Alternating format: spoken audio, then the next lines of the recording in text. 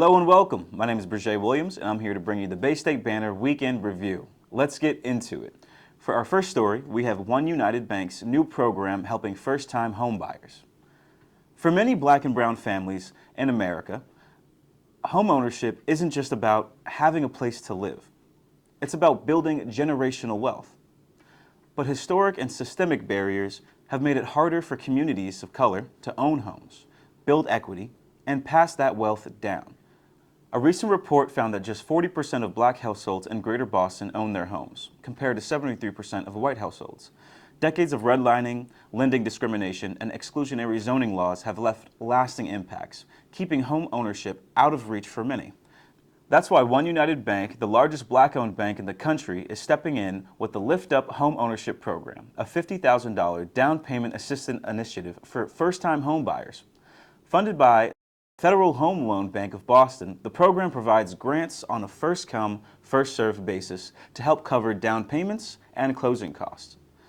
The goal? Bridge the wealth gap and help more families build financial security through home ownership. To qualify, buyers must earn no more than 120% of the area median income, complete a HUD-approved home buyer education course, contribute at least $1,000 toward the home purchase. On top of that, One United Bank is offering $1,500 to cover appraisal, credit reports, and other lender fees. Beyond the initiative, One United Bank has long been committed to affordable housing, with over 60% of their rental housing loans supporting low to moderate income communities and zero loan losses for 12 years. Home ownership is more than just buying property. It's about stability, financial freedom, and creating opportunities for the next generation. With programs like Lift Up, One United Bank is making sure that more families, especially those historically left out, can finally take the step toward owning a home. But stability isn't just about money. It's also about health and access to care. And Roxbury, a community organization and a major hospital system, are coming together to build trust where it's been lacking, and addiction treatment. In our next segment, we'll talk about building trust and a new approach to addiction care in Roxbury. For years, Greg Davis, founder of Metro Boston Alive, was skeptical that big hospital systems truly served Boston's communities of color, especially when it came to substance abuse disorder treatment. However, his partnership with Mass General Brigham's Bridge Clinic is proving that change is possible. Since joining forces in 2022, they've hired new outreach workers to connect with the community, held overdose prevention trainings, and distributed Narcan and fentanyl test strips, expanded services to women and those struggling with substances beyond opioids. One of the biggest wins? Bringing care to the community. The Bridge Clinic's mobile van has treated 33 individuals in 56 visits, with most patients identifying as black. Davis believes this is just a start. He's pushing for a permanent Bridge Clinic location in Roxbury, more funding for outreach, and new programs targeting substance use in public housing communities. At its core, this partnership is proving that trust, accessibility, and community-driven solutions can transform how addiction care reaches those who need it the most.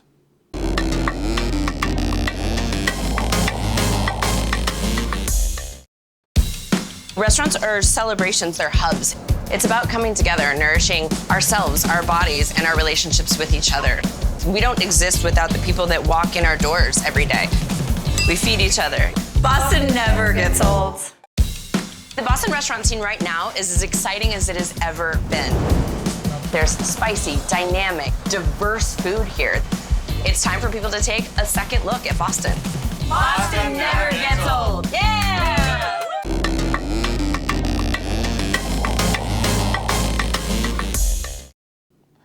In our next segment, let's talk about this sweeping change from Trump's administration. Many immigrants in Boston and across the country are now facing uncertainty, fear, and legal challenges. Community advocates say this is one of the most intense anti-immigration pushes in recent history, and it's already having an impact. In just the first few weeks of his second term, President Trump has rolled out a wave of hardline immigration policies, leaving many immigrants too afraid to go to work, school, or even church. Key changes include declaring a national emergency at the U.S.-Mexico border, expanding military involvement, reinstating the Remain in Mexico policy, forcing asylum seekers to wait in dangerous conditions, attempting to limit birthright citizenship, a move many experts say is unconstitutional. Advocates like Gerard Gabeau, CEO of the Immigrant Family Service Institute, say fear is spreading fast. Attendance in English language classes have plummeted, and many families are isolating themselves. For expectant mothers, the uncertainty around birthright citizenship is especially alarming. Chair of Haitian Americans United says families are left wondering, what will happen to my future children?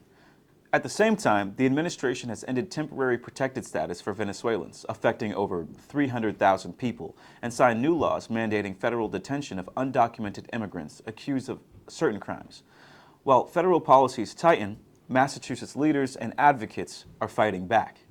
The Protecting Our Immigrant Communities campaign is pushing for two major state laws: the Safe Communities Act, which would prevent local police from working with ICE, and the Immigrant Legal Defense Act, which would provide free legal defense for immigrants facing deportation. State lawmakers and organizations like Lawyers for Civil Rights are also challenging Trump's executive orders in court, arguing that limiting birthright citizenship violates the 14th Amendment. Despite the fear, advocates are urging immigrants to stay informed and keep living their lives. This will pass, Gabot says, encouraging people to know their rights and continue fighting for their place in this country. As Massachusetts fights back against anti-immigration policies, another battle is being waged: the fight for gender equity. While we often hear about pay gaps, economic barriers, and leadership disparities, a major question remains: what is really happening with women and girls across Massachusetts? A new statewide study is set to answer that question for the first time in nearly a decade. New study aims to uncover the challenges facing women and girls in Massachusetts. The Wellesley Center for Women and the Women's Foundation of Boston have teamed up for a year-long study titled The State of Women and Girls in Massachusetts, a deep dive into the realities facing women of all ages across the state. The last major study of this kind was conducted in 2015, and it focused mainly on Greater Boston. But the landscape has changed, and this new research will take a statewide approach, exploring issues like education and employment trends, gender pay gaps and wealth disparities, poverty rates and economic barriers, caregiving responsibilities, and leadership opportunities. Why does this matter? The data will help organizations develop solutions that directly address the economic and social challenges impacting women and girls. Patty Satterwhite, COO of the Women's Foundation of Boston, emphasizes that this is more than just about statistics. It's about creating change. Dr. Sari Pakalakur and Dr. Georgia Hall of the Wellesley Centers for Women are leading the research, working alongside Wellesley College students. Their goal? To identify gaps, inform policy, and spark real solutions for issues like financial independence, single mother poverty rates, and wage disparities. Christina Gordon, CEO of the Women's Foundation of Boston, highlights another challenge: lack of funding. Despite urgent needs, only 1.4% of philanthropic giving in Massachusetts supports nonprofits focused on women and girls. The study is expected to shed light on why so many women in Massachusetts continue struggling with economic security, and more importantly, what can be done to change that reality. In our next segment, let's talk about the Grammys. The 67th Grammy Awards kicked off Black History Month by celebrating Black artists and their contributions to music. Black artists take center stage at the Grammys. Beyoncé finally won Album of the Year for Cowboy Carter, making her the first Black woman to win the honor since Lauryn Hill in 1999. Standing on the stage with her was Blue Ivy Carter. She dedicated the award to the country music pioneer Linda Martle. Doechii also made history, becoming only the third woman to win Best Rap Album of the Year. Her speech was a powerful reminder to Black women everywhere: you are exactly who you need to be right where you are. Kendrick Lamar took home 5 awards, including Record and Song of the Year for Not Like Us. And beyond the music, the Grammys raised $7 million for Los Angeles wildfire relief efforts, proving that music and activism go hand in hand.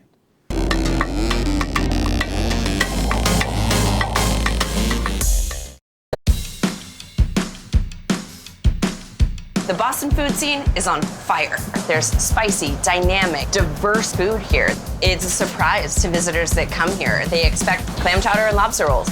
Yes, we have that, but there's so much more. It's almost unpredictable. Once you're here, you'll see. Things heat up in a hurry. It's like, where's Boston gonna go next? Boston never gets old. Yeah!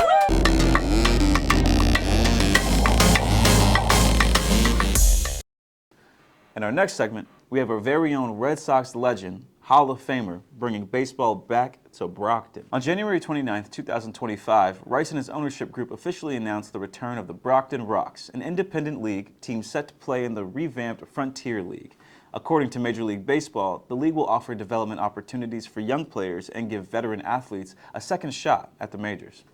But for Jim Rice, this is more than just about baseball. This is an opportunity to bring something special to Brockton communities and a chance to give back to the people of this great city. I couldn't say no to that, he said. Rice has a long history of quietly giving back to Boston and New England and his birthplace of Anderson, South Carolina. He credits his parents for instilling the value of generosity, saying, "I was raised to give my time and money without expecting recognition. This is more than just a business opportunity. It's a chance for Brockton to enjoy good baseball at an affordable price." Mayor Robert Sullivan called the return of baseball a new day for the City of Champions. In a surprise announcement, he officially declared January 29th as Jim Rice Day in Brockton. Rice, a 2009 Hall of Fame inductee, had a legendary career with the Red Sox, winning AL MVP in 1978 with 46 home runs, 213 hits, and 139 RBIs. He also made history in 1985 as the first black team captain in Red Sox history. Now let's meet the 2025 Baseball Hall of Fame inductees. This summer, 5 legends will take their place in Cooperstown, New York. Ichiro Suzuki, one of the greatest leadoff hitters ever. Ichiro dominated both Japanese and American baseball. In his first MLB season, he won Rookie of the Year and AL MVP, a feat only matched by Red Sox legend Fred Lynn. CC Sabathia, a powerhouse lefty with 251 career wins and gave 3,000 strikeouts. Sabathia overcame his toughest opponent, alcohol addiction, to cement his place in baseball history. Billy Wagner, one of the best closers in his era, racking up 425 career saves and making batters sweat for 16 seasons. Dick Allen, a career .292 hitter with 351 home runs, known for his raw power at the plate. Dave Parker, a Gold Glove right fielder with a legendary throwing arm, Parker finally gets his due after years of being overlooked. These 5 players joined baseball's elite, proving once again that talent, perseverance, and impact on the game stand the test of time. As we celebrate baseball's greatest legends entering the Hall of Fame, we turn our attention to another institution making an impact, one that's not just honoring history, but actively shaping the future. The Urban League of Eastern Massachusetts is expanding staff and programs. ULM is stepping up its commitment to economic empowerment, education, and equity, bringing in new leadership, expanded programs, and bold initiatives to drive change in communities across the whole state. ULM expands staff and programs at its annual meeting. ULM President Rasan Hall unveiled major updates, including new staff, expanded programming, and key accomplishments from 2024. New leadership additions, Veronica Parslow joins the Director of Development and Marketing, focusing on fundraising and engagement. Marilyn Machuca will serve as Project Ready Coordinator, helping prepare young people for college, careers, and life. The Board of Directors welcomes Joyce Linehan and Shabnam Mashmasarmi, focusing on real estate and business law. Expanding opportunities for youth and entrepreneurs, ULM's Project Ready program now includes youth STEM education in Boston and Brockton, covering drones, cybersecurity, and AI. Entrepreneurship programs including a business incubator in the Next Steps MBE Academy and tech career training through the Urban Tech Jobs Program 2.0, which helped 35 individuals earn certifications in EV maintenance, HVAC, and AI integration. Health and workforce initiatives include over 700 free Lyft rides for seniors needing transportation to health-related appointments, a Black male mental health initiative recruiting more Black men into behavioral health careers in partnership with William James College. New AI and data-included analytics training with support from Google AI Essentials and Verizon Skill Forward. In a call to action, Hall emphasized the importance of community engagement, especially in today's political climate. We stand at a critical moment in our nation's history. Stand with us as we defend our democracy, demand diversity, and defeat poverty, he said. With these new initiatives and leadership, ULM is making real change, empowering communities, and shaping a more equitable future. In our next segment, a Roxbury librarian files a discrimination complaint against Boston Public Libraries. For over a decade, Alan Knight led the Roxbury branch of the Boston Public Library, until last summer when he was placed on paid administrative leave. Now he has filed a discrimination complaint with the Massachusetts Commission Against Discrimination, alleging unfair treatment by the BPL. Knight's attorney, Attorney Culpepper, claims that Knight is being treated differently than white directors at other branches. According to Culpepper, Knight's leave was based on 2 incidents. The Witherspoon Gala, which ran past closing hours at the Roxbury branch in June, and 2, an instance where someone urinated on books in the library, though Knight was not present at this time. Community members, including Bruce Bickerstaff, have criticized BPL's lack of transparency, stating that no clear charges or accusations have been made public. Former Roxbury branch librarian Felicia Harris also finds the reasoning questionable, noting that libraries frequently stay open late and damaged books are routinely removed from collections. Under the MCAD process, the library has the opportunity to respond to Knight's complaint before the commission conducts an investigation.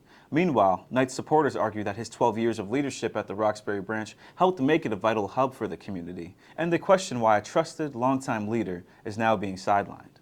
Well, that's a wrap on this week's Bay State Banner Weekend Review. Thank you for tuning in. My name is Brejé Williams, and I'll see you all next week.